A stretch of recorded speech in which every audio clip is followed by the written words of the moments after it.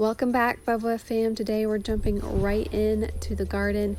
I'm going to bring you along with me as we pick green beans for canning.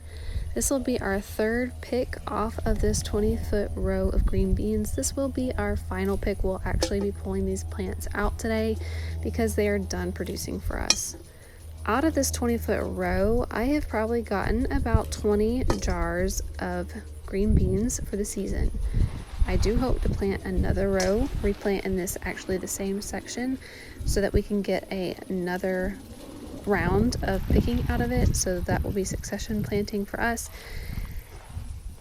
Along with the roughly 20 jars, we did have quite a bit of green beans that we fresh picked and ate fresh. I firmly believe that you should enjoy part of your garden while it's fresh in its most tasty state, which is when it's nice and fresh picked right off the vine.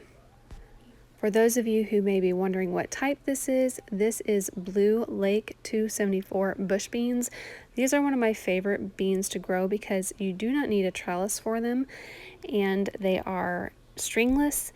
They produce about a 5 to 6 inch pod that is tender and sweet and perfect for canning or eating fresh.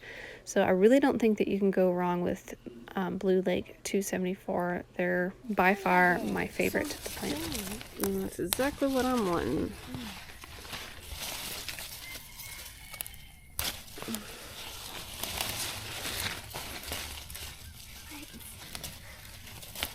Holy cow, look what one.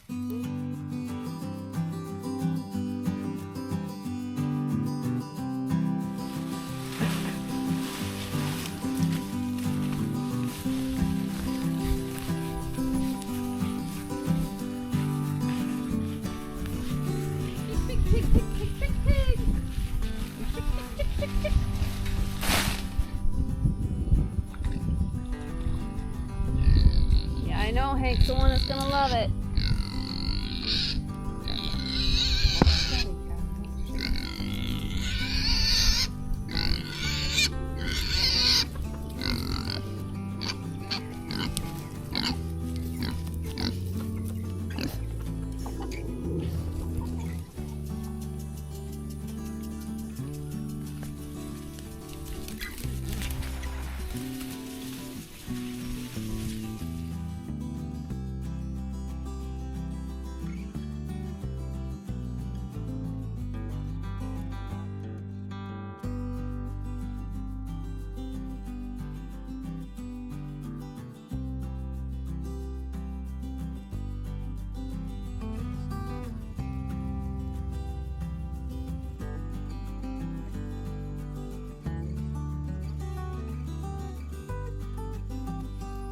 After we were done pulling out that row, I had all 3 kids out helping me, so I decided it was time to help with some weeding. The other rows have gotten a bit out of control. The heat has been pretty much unbearable here, so we have not spent very much time in the garden other than when we absolutely have to. So the weeds have gotten a bit out of control, but on this morning it was a little bit cooler, so I decided it was time to go ahead and spend a few more minutes in there and get these weeds under control in the peppers and eggplant area.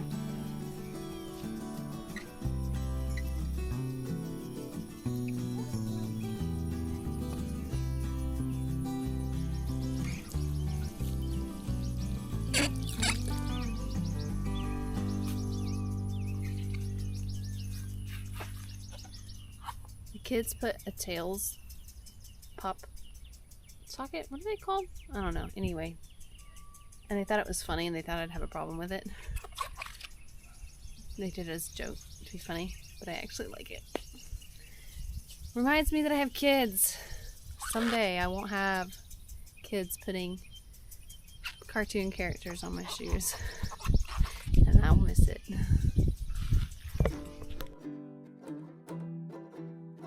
Green beans are such an easy crop to grow. I believe that they belong in every garden.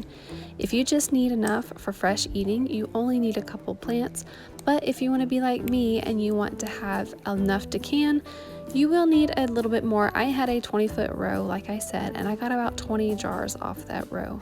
Green beans are so easy. They don't take up much space and they produce a lot. They don't have a lot of pests, so you pretty much plant it and leave it, and it's that simple.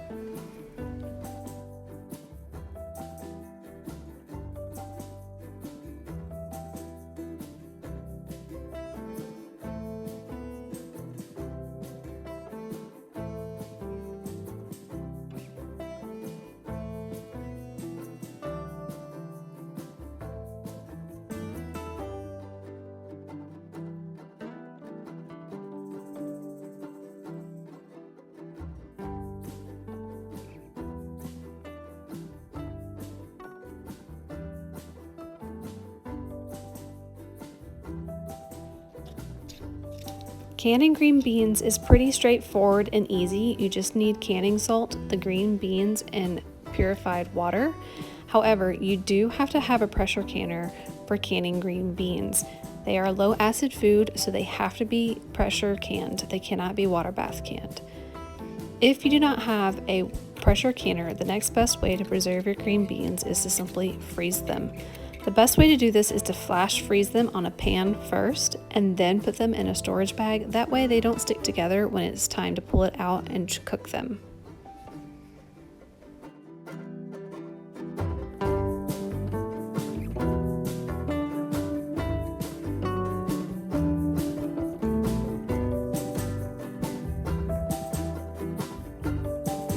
The pressure canner comes with a traditional weight like this. I'm using a wobble weight, which will release the pressure and keep it at 10 pounds pressure, which is what I need to keep it on. A wobble weight comes with 2 weights on it where you can put it at 10 or 15 pounds pressure. Just put the amount of disc that you need. I only need 1 disc for what I'm doing. That is a 10-pound weight, and it wobbles and releases the steam so that it doesn't get above 10 pounds pressure. It makes it a lot easier. You don't have to babysit your pot as much when you use a wobble weight. And here you can see me labeling pickles and checking the seals on all these jars that I did the day before.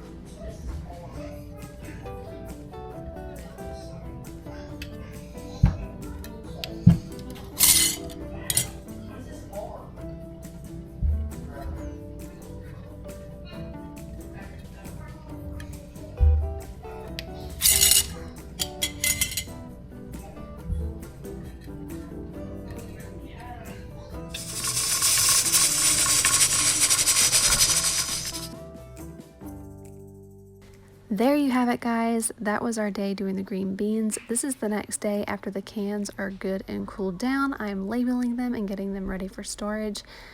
Now, we are going to take a look back at the very beginning of the season when we harvested our peas. Peas are one of my absolute favorites in the garden.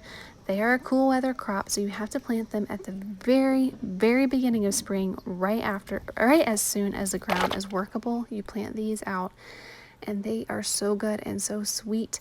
They are one of our favorites, and I honestly love the day that we get to pick them, and as a family, we shell them all together.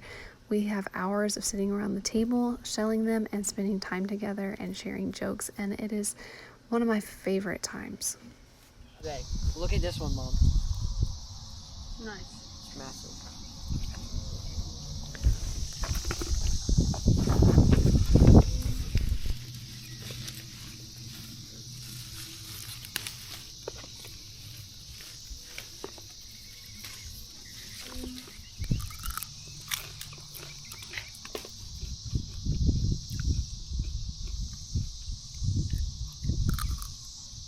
I will be sad when these are done. You don't like that one? How many did we get? 5 buckets? 5 buckets. Nice.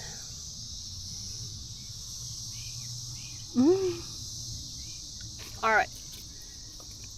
Now let's put the peas out. Alright guys, so we just came in from picking the peas. I have 5 buckets here. We're going to weigh it up and see how much it ended up being.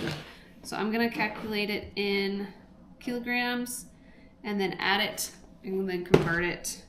So that's that bucket plus 884 plus 561 plus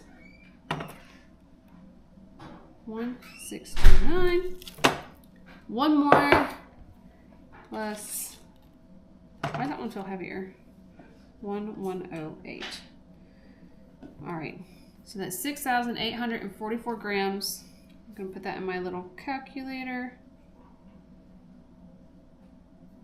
6,844 grams is 15 pounds, 1 ounce.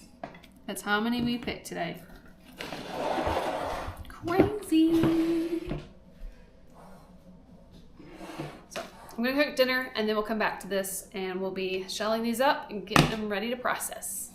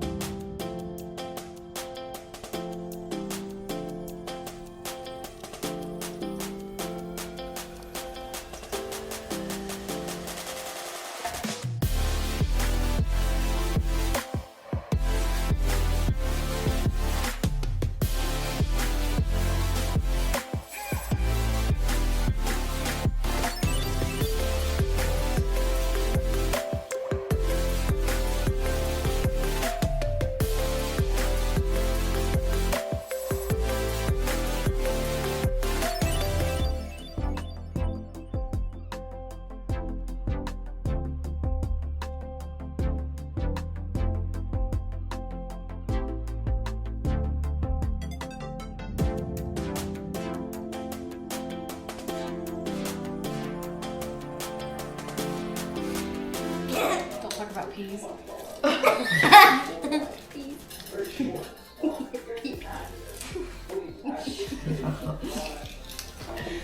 Those are so bad. Yeah, I was talking about it earlier. He's like, what do people who are called who shuck peas? What are they called?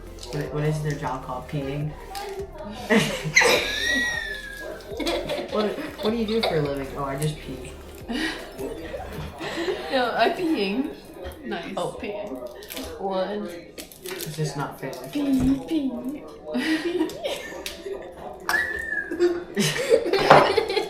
The fact that he's laughing hysterically at Oh, shucking. It's crazy. And when you tell someone what your job is, you say, I'm peed. I'm a peer. Yeah, I'm a peer. It's just horrible.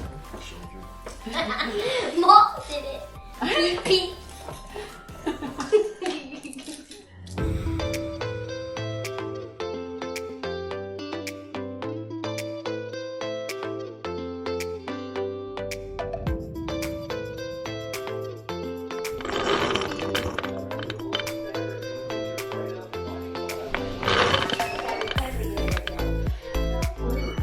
Yeah, I don't know why, but I always put it in a mason jar.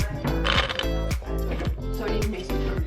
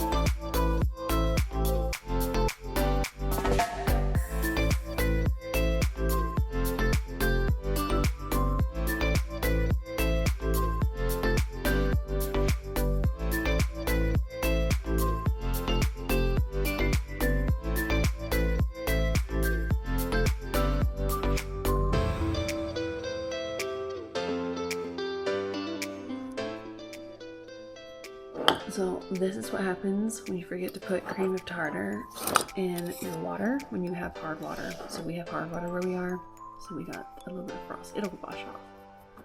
But if you actually put cream of tartar in your water inside your pressure canner, they'll come out clean. Don't ask me how it works. Just know that it does. Thanks 5OF fam for watching. Please like and leave a comment below. Thank you guys so much. This is not quite our normal videos, but this is what we got going on in our life right now. We are in straight up garden and preserving mode, so this is what you're going to be seeing a lot of. So thank you guys for watching, and we will see you guys on the next one.